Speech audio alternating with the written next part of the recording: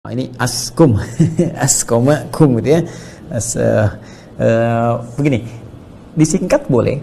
Di dalam bahasa Arab ada singkatan, bahkan di dalam bahasa syariat itu ada singkatan.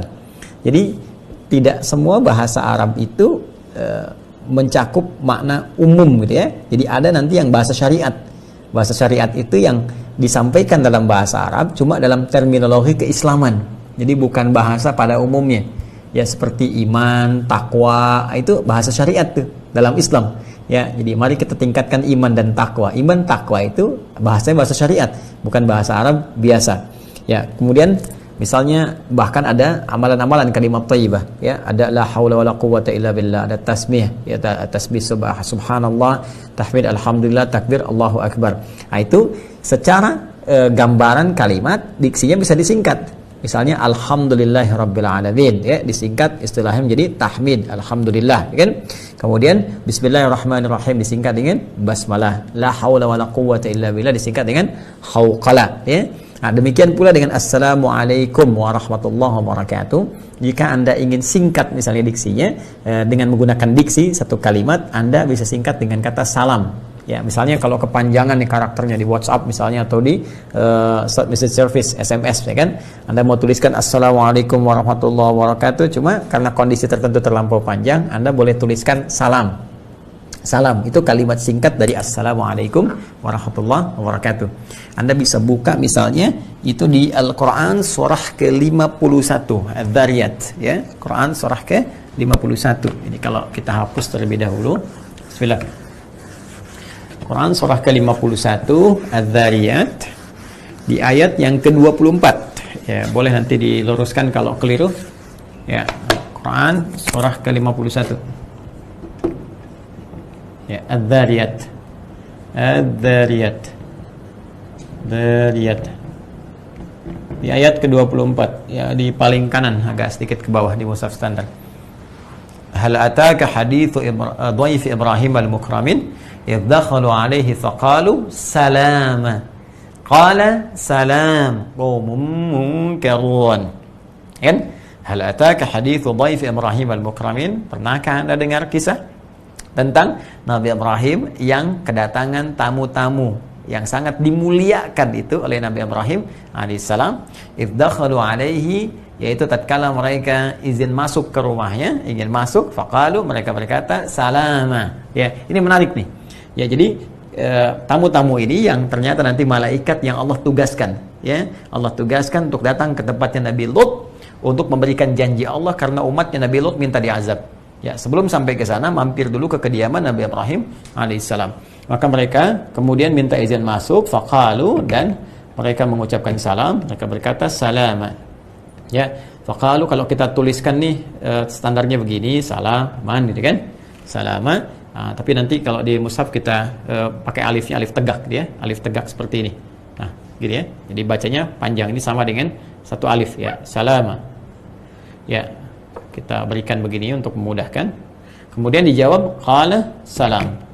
Qala dijawab Nabi Ibrahim alaihissalam salam, gitu ya. Ini rafa, ini nasab.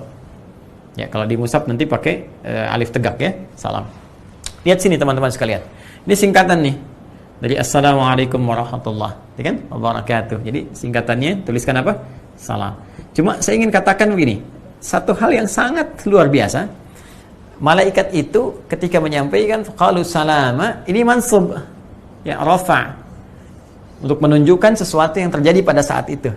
Ya, assalamualaikum, kan? Tapi yang paling menarik, jawaban Nabi Ibrahim alaihissalam itu menggunakan rafa, salamun, ya. Sedangkan rafa itu sifatnya itu progresif terus, ya, untuk menunjukkan isbat sesuatu yang tetap tapi mustamir, berlangsung terus. Ya, jadi saya mau katakan begini, Anda mendoakan, salam itu kan doa supaya selamat, supaya damai, supaya tentram. Mana yang paling utama? Mana yang paling istimewa? Ya, yang lebih unggul? Apakah memberikan terbatas satu tempat saja? Atau memberikan doa ini, memberikan dorongan kebaikan ini bukan hanya pada saat itu, tapi berharap seterusnya diberikan seperti itu? Ya, tentu yang kedua kan?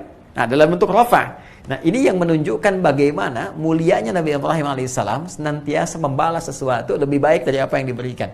Karena itu, dari kaidah ini pun Nabi SAW sebagai cucu keturunan dari Nabi Ibrahim alaihissalam, dari Sayyidina Ismail alaihissalam, ya dari jalur Sayyidina Ismail alaihissalam, maka beliau pun memberikan gambaran kepada kita untuk membalas jawaban salam itu lebih baik daripada orang yang mengucapkannya. Ya, karena itu turun kemudian anjuran di Quran surah keempat, di surah An-Nisa. Ya, An-Nisa.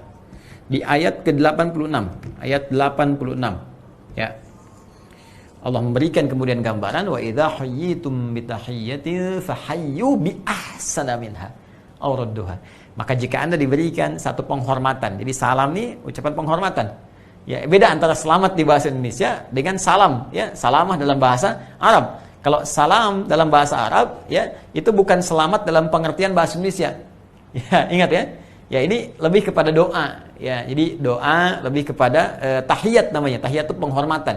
Ya, tahiyat itu penghormatan. Jadi salam itu lebih kepada sifat penghormatan. Jadi jika Anda diberikan penghormatan, ya diberikan kemudian sapaan-sapaan berupa penghormatan, kata Allah, maka balas dengan yang lebih baik.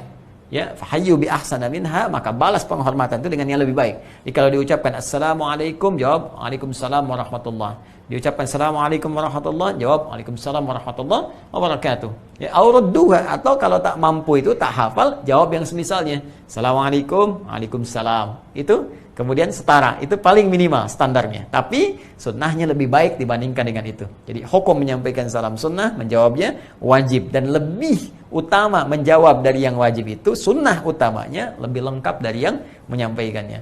Maka ini yang dicontohkan langsung Nabi Ibrahim alaihissalam. Ketika ini menggunakan nasab salama, ini menggunakan rafa sebagai keutamaannya. Nah, apa yang terkait dengan sapaan Anda tadi? Belum bertanya ini, baru sapaannya. Ya, Anda menulis es gini, kum gitu kan? Nah, jadi kalau mau disingkat, saya sih sarankan lebih baik Anda menyingkat dengan salam misalnya begini, kan? Nah, ini singkatannya ada di Al-Quran, surahnya tadi saya sampaikan. Jadi yang dimaksud ditulisnya begini salam, bacaannya Assalamualaikum warahmatullahi wabarakatuh. Ya. Ini sederhana, tapi bukan persoalan kita memahami, oh ini kan paham Ustaz kalau begitu Assalamualaikum. Ya, saya mengerti, saya paham gitu kan. Hanya ini persoalan bagaimana mengikuti keteladanan dalam Al-Quran. Ada pahalanya. Ya, jadi tinggal pilih aja mau ada yang pahala atau tidak, bukan persoalan ribet atau tidak.